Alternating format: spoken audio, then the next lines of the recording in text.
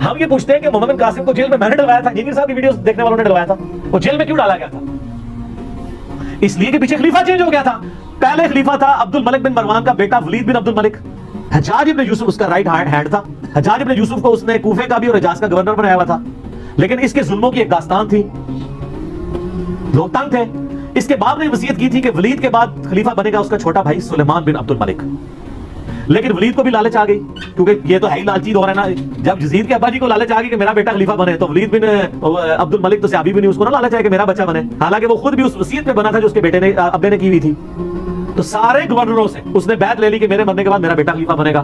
ایک گورنر تھا جس نے انکار کر دیا، اور وہ تھا عمر ابن عبد العزیز. وہ اس وقت حجاز کے گورنر تھے اور کوفے کا گورنر تھا حجاج ابن یوسف. عمر بن عبد العزیز کو جیل میں ڈلوا دیا ولید بن عبد الملک نے، گورنر ہونے کے باوجود، لیکن وہ عادل عزیز شخصیت تھے.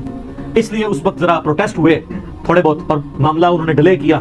اسی ڈیلے کرنے کے دوران اچانک ولید کی ڈیتھ ہو گئی.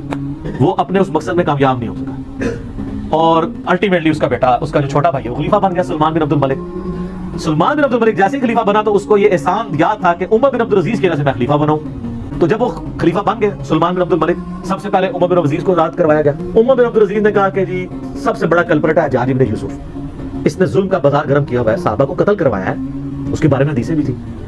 تو سلمان نے پہلا ایگزیکٹو آرڈر کیا کہ اس نے کہا جی حجاج نام کے جتنے بھی بندے ہیں، خالی حجاج نہیں، حجاج نام کے جتنے بندے کسی بھی حکومتی عہدے پہ ہیں، ساروں کو جیل میں ڈال. سر ملوکیت پھر یہی ہوتی ہے، اس میں تو آرڈر چلتا ہے. پھر انہوں نے تھوڑے بندے لوٹے ہوئے تھے، پھر لاکھ اس کو لوگ دلیل دیتے کہ وہ ایک ہے، تو وہ دلیلیں تو بادشاہ نہیں مانتے ہوتے، انہوں نے میٹر گھوم جائے تو گھوم جائے. انہوں نے کہا حجاج نام کے جتنے بندے نے سب کو جیل چھپاؤ، اور ان کے جتنے رشتہ دار ہیں نا جو حکومتی پوسٹوں پہ ان کو بھی جیلوں میں ڈالو. تو محمد بن قاسم جو بھتیجا تھا اس کو بھی پکڑ کے جیل میں ڈال دیا. یہ تھی ریزن کہ بڑے ابا جی کے جیل میں چلے گئے، یعنی اس کا جو چچا یا تایا تھا اور وہ اس کا سسر بھی تھا، تو محمد بن قاسم کو بھی جیل میں ڈال دیا گیا.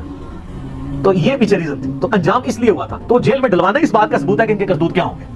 تو اگر کسی نے رحمت اللہ علیہ کہنا کہ یار ہمیں تو کوئی، آپ تو یزید کو رحمت اللہ علیہ کہتے ہیں، تو اگر آپ حجاج کو رحمت اللہ علیہ یا محمد بن قاسم کو کہے تو کوئی مسئلہ نہیں. اللہ تعالیٰ آپ کا حشر یزید، حجاج بن یوسف، محمد بن قاسم کے ساتھ کرے، اور میرا حشر اللہ تعالیٰ حسن ابن علی، حسین ابن علی، مولا علی، فاطمہ، عمار ابن یاسر، ابو بکر، عمر، عثمان کے ساتھ کرے رضی اللہ عنہم اجمعین. وعلیکم السلام اجمعین. آمین کہہ دو، تو ڈر پہ گیا.